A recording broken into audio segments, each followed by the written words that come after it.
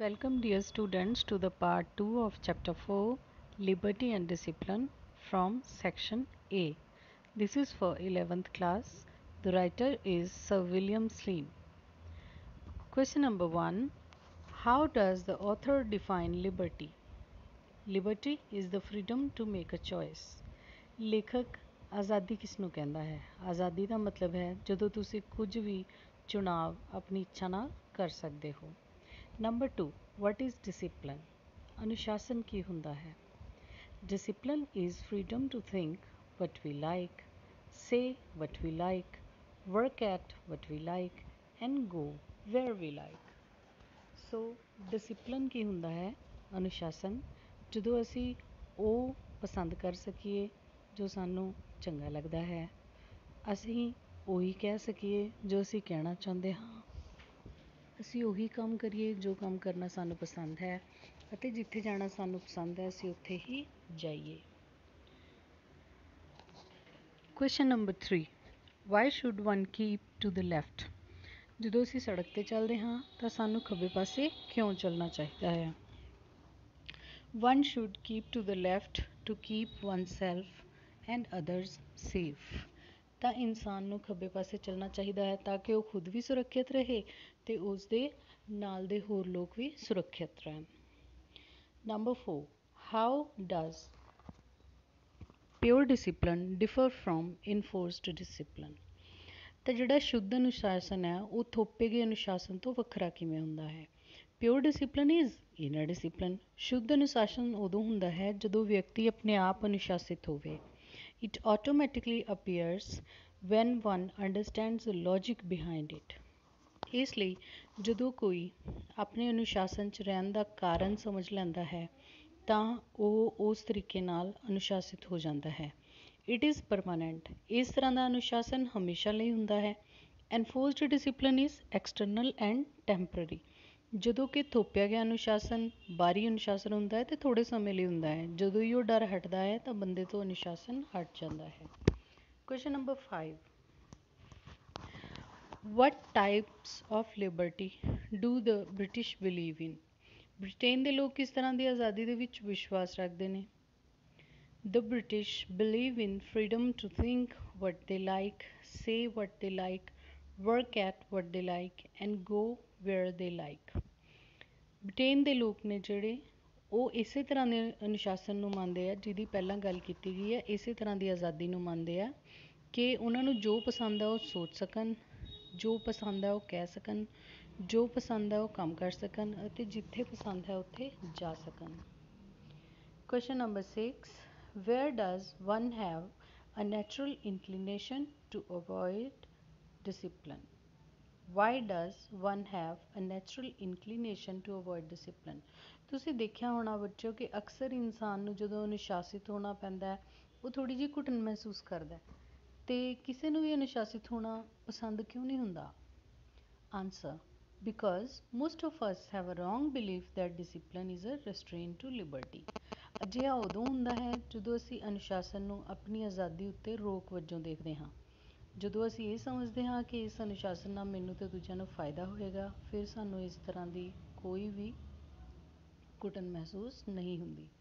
Question number 7, why is discipline unavoidable for modern man? ਆਧੁਨਿਕ ਮਨੁੱਖ ਲਈ ਅਨੁਸ਼ਾਸਨ ਜ਼ਰੂਰੀ ਕਿਉਂ ਹੈ?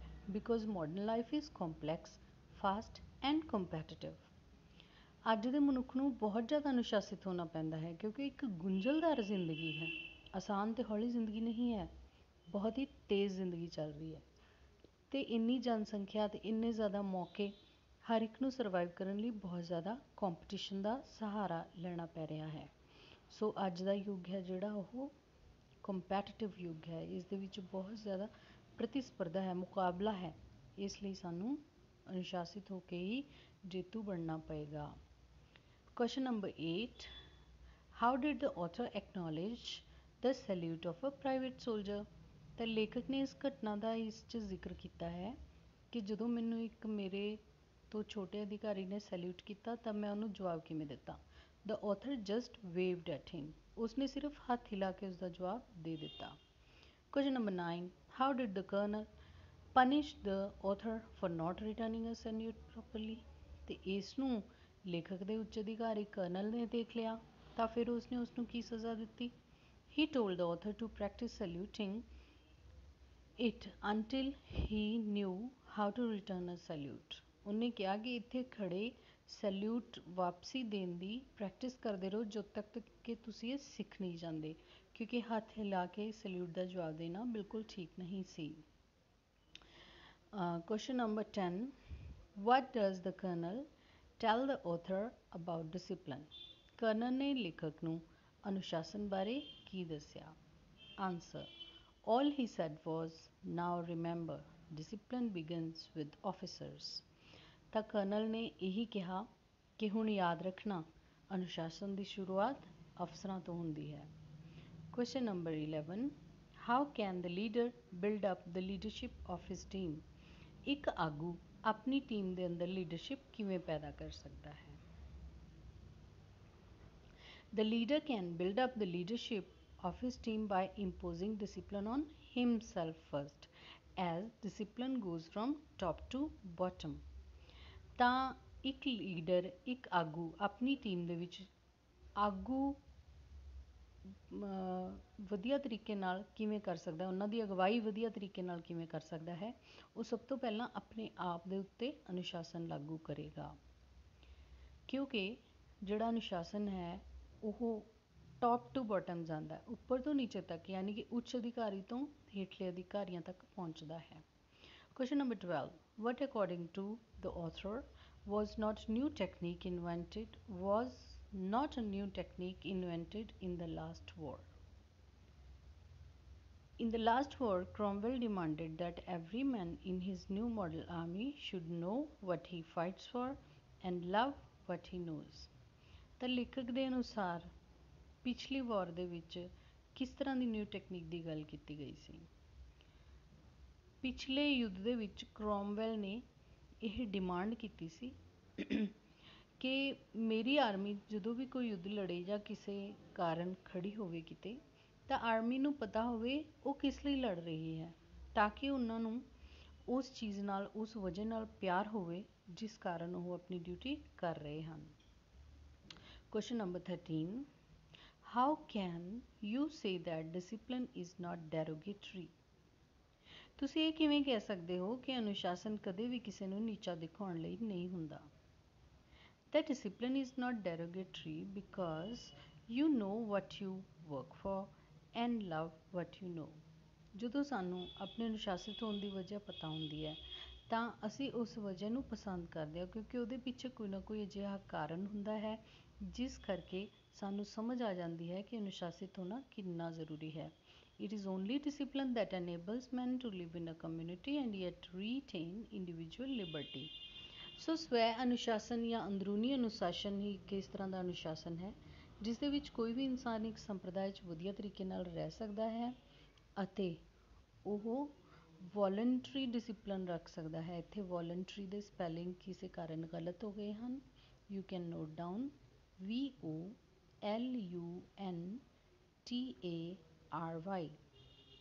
ਇਸ ਤਰ੍ਹਾਂ ਉਹ ਇੱਕ ਵੋਲੰਟਰੀ ਡਿਸਿਪਲਨ ਰੱਖ ਸਕਦਾ ਹੈ।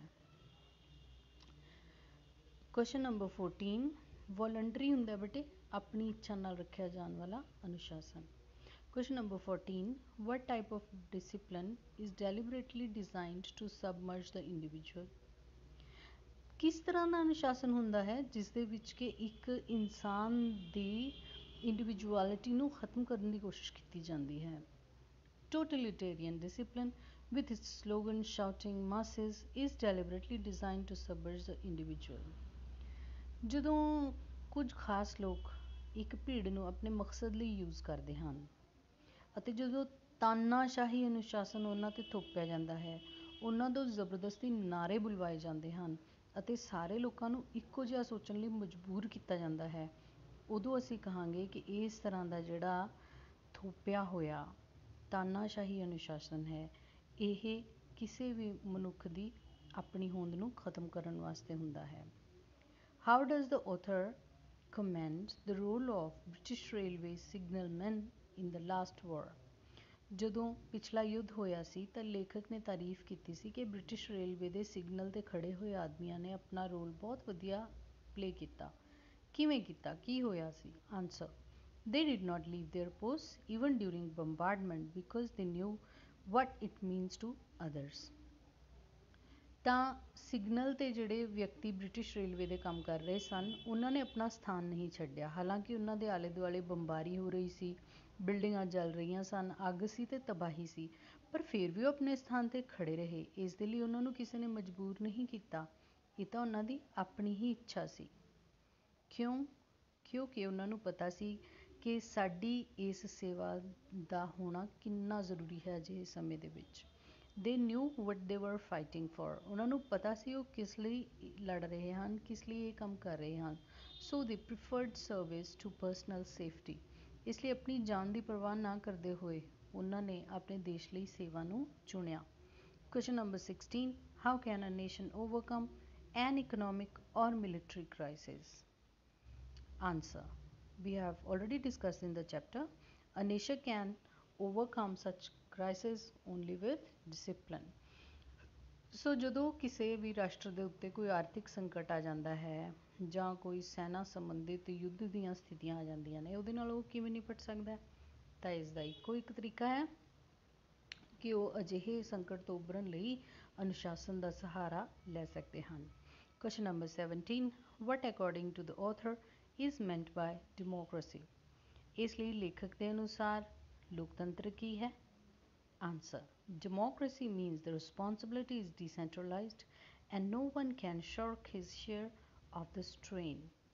ਤਾਂ ਜੋ ਲੋਕਤੰਤਰ ਹੈ, ਇਸ ਦਾ ਮਤਲਬ ਹੈ ਜਦੋਂ ਅਸੀਂ ਜ਼ਿੰਮੇਵਾਰੀਆਂ ਨੂੰ ਉੱਪਰ ਤੋਂ ਲੈ ਕੇ ਨੀਚੇ ਤੱਕ ਬਰਾਬਰ ਬਰਾਬਰ ਵੰਡ ਲੈਂਦੇ ਹਾਂ, ਕੋਈ ਵੀ ਆਪਣਾ ਕੰਮ ਕਰਨ ਦੇ ਵਿੱਚ ਕੁਤਾਹੀ ਨਹੀਂ ਕਰਦਾ ਅਤੇ ਆਪਣੇ ਹਿੱਸੇ ਦਾ ਭਾਰ ਆਪ ਚੱਕਦਾ ਹੈ। Dear students, this was all about the short answer type questions। I hope you all understand. You can note down in your notebooks। Thank you very much. Have a nice day।